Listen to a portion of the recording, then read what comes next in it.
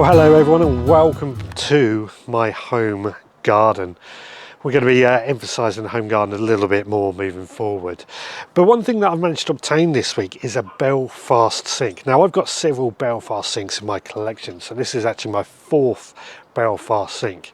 The others, we've got mint growing in one of them, we've got a herbal tea Belfast sink, another one with some other herbs in. So I'm not sure what to do with this Belfast sink just yet, and I thought what we might do is a bit of a competition.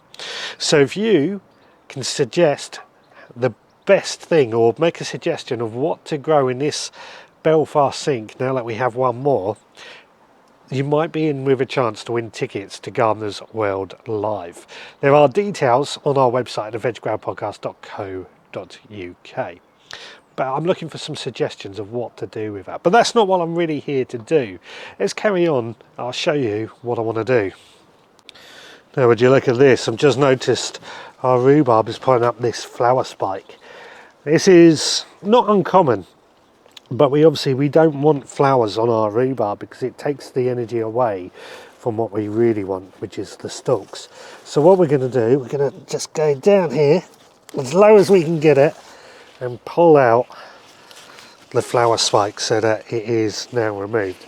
What it's going to do is enable the rhubarb to concentrate its energy into growing more rhubarb. Now it's not uncommon for our rhubarb to put up a flower spike like that, especially at this time of year. It's a sign the rhubarb is under stress, and it could be it's just too much moisture in the ground for it, or that it's trying to grow too early and it's not quite warm enough for it. Whole host of reasons that it could be, but I'm not worried because rhubarb is really hardy. And as long as we remove that flower spike, it will continue to grow and produce rhubarb and get better and better. Anyway, it's distracted me from what I want to concentrate on today. So this is the area here that I want to concentrate on today behind my shed. It's an area where I stuffed just some of our old pots just so that they were somewhere out of the way. A lot of these are still usable and I'm reluctant to throw them out just yet, but they do take up space. So what I'm going to do today, empty everything out of here and then put everything back neat and tidy. So let's get on with it.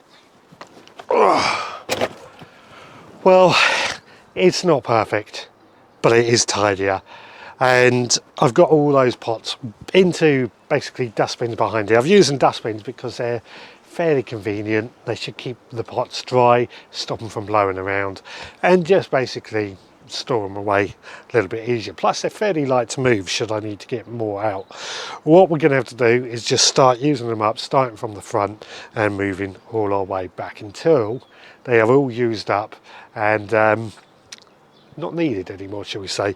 Broken ones have gone in the bin. I am terrible at holding on to pots, as I'm sure you're aware. I just don't like throwing these sort of things away. But that's got that area a little bit better, a little bit tidier, a little bit more organised, and certainly for the time being. I just want to quickly check in on the chickens. So here's our chickens. As you know, that white one there is the one that we ran a competition throughout March for a name. That has been chosen and is on this week's podcast.